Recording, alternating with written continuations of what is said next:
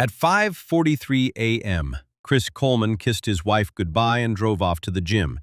But by 7 a.m., her body was already stiff with rigor mortis. That means he was still inside the house with her and their two dead sons. Chris Coleman walked out of his home at 5:43 a.m. He believed he had constructed the perfect alibi. He kissed Sherry's forehead while she lay under the covers. The boys, Garrett and Gavin, did not stir in their rooms. He drove toward the gym, crossing the Mississippi River. From the bridge, he dialed Sherry's phone twice. Silence. He typed a text message. No response. So he called Detective Barlow, the neighbor who knew about the threats. Chris sounded concerned.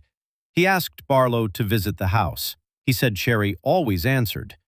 That morning, he said, something felt wrong. The call was recorded. The officers moved through the basement and up the stairs. The spray paint odor grew stronger. Red letters covered the drywall. Some words were curses, others read like taunts. They found Sherry first. She had been strangled. Her hair was pulled across the pillow. On Gavin's body, investigators later found strands of Sherry's hair. She died trying to shield her youngest son. Garrett lay in his bed with paint on his sheets. The word paid was written near his shoulder. The officers had seen violent scenes before. Nothing prepared them for children killed in their sleep. They walked outside to deliver the news. Rigor mortis does not lie. The medical examiner explained that full stiffening takes hours. Sherry's body had already reached that state by 7 a.m. Her time of death could not be later than 5 a.m. Chris claimed he left at 5:43. That created a 43-minute overlap. He was inside the house with 3 dead bodies. The scratches on his arms looked fresh. He pulled his sleeves down repeatedly.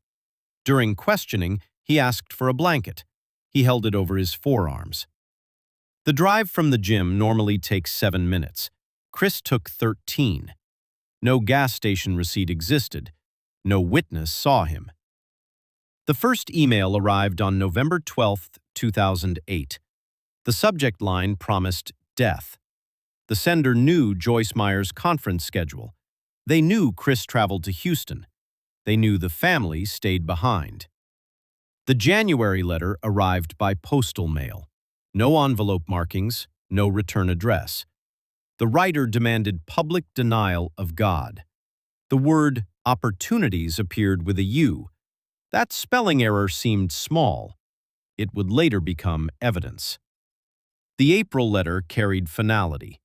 Your worst nightmare is about to happen, it read. Chris reported each threat to police.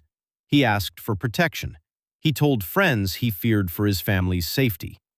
Detective Barlow lived 3 doors down. He knew the Coleman children. He had watched them play in the front yard. When Chris asked for help, Barlow installed a small camera. It pointed directly at the wooden mailbox. The camera recorded continuously. After the murders, police pulled the footage. No one approached the mailbox on the nights of the letters. No car stopped. No stranger walked up. The footage from May 5th was equally empty. No person entered the house after Chris drove away. No shadow passed the basement window.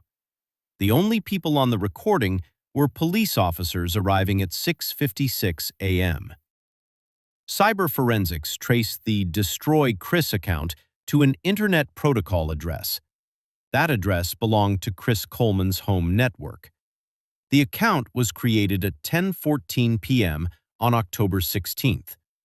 Chris was not traveling that week. He was home.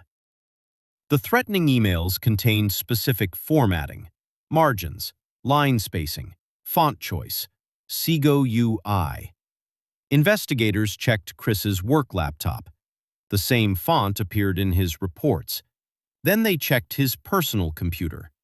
The misspelled opportunities appeared in a document titled Christmas List. Chris had typed it himself. The stalker lived in the house. The stalker typed on the same keyboard. The stalker was Chris. Tara Lynch sat for a 7-hour interview with Florida detectives. She cried. She admitted the affair. She showed them a silver promise ring on her finger. Chris had given it to her. She handed over her BlackBerry.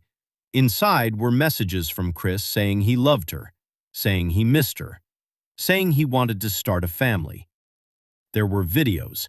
There were photographs taken in hotel rooms. In one image, Chris wore a wedding ring. In another, the ring was gone. Tara's calendar had a countdown. Days until the wedding. She believed Chris would leave Sherry. She did not know he had chosen a different solution. Joyce Meyer testified at trial. She said Chris never mentioned divorce. She said he only complained that Sherry was controlling. But internal ministry records showed something else. A co-worker named Christine had checked Chris's work phone. She found hundreds of calls to a Florida number.